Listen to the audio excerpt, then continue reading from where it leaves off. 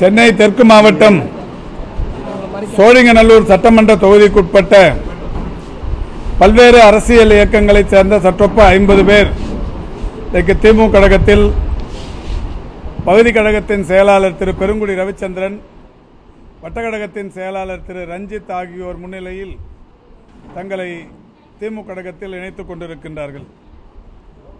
அதிமுகவின் மாவட்ட பிரதிநிதி பெருமதிப்பிற்குரிய ஜெயபிரகாஷ் அவர்களும் அதிமுகவைச் சேர்ந்த மனோகரன் என்பவருடைய தலைமையிலும், அதேபோல் பாஜகவைச் சேர்ந்த மண்டல செயலாளர் கே ரவி, மண்டல இளைஞர் அணியின் தலைவர் ஷியாம் முத்தையா ஆகியோர் தலைமையில் பாஜகவினரும்,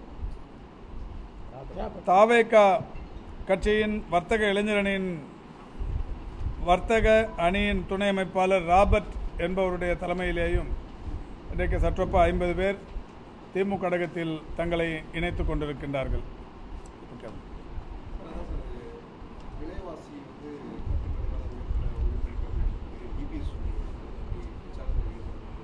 அவர் பிரச்சாரத்தில் சொல்லப்படுகிற எந்த செய்தியுமே உண்மைக்கு புறம்பானவைகள் என்பதை நாட்டு மக்கள் நன்கே உணர்ந்திருக்கிறார்கள்.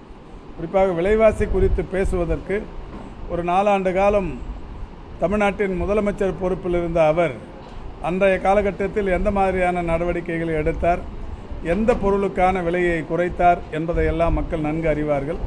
அரசியலுக்காக பேசப்படுகிற செய்திகள் இவை.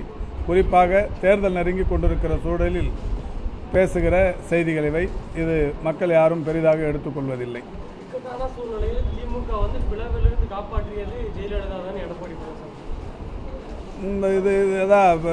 இது மாதிரியான ஒரு ஆதாரமற்ற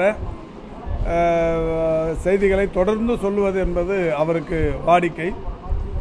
ஜெயலலிதா எல்லா அரசியல் இயக்கங்களின் பிளவுக்கு காரணமானவர் என்பதை அனைவருமே நன்கு அறிவார்கள்.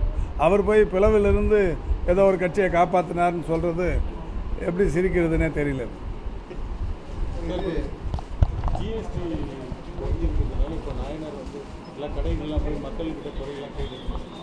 இல்லை, கடைக்காரங்கள்லாம் திருப்பி கேட்குறாங்க, 8 வருஷமாக நீங்கள் தானே அதை பண்ணீங்க, திரும்ப நீங்களாக குறைச்சதா சொல்கிறீங்களே, இவ்வளோ நாள் கூடுதலாக வசூல் பண்ணதுக்கு நீங்கள் தானே பொறுப்பு, அதெல்லாம் எப்போ திருப்பி கொடுப்பீங்கன்னு கேட்குறாங்க.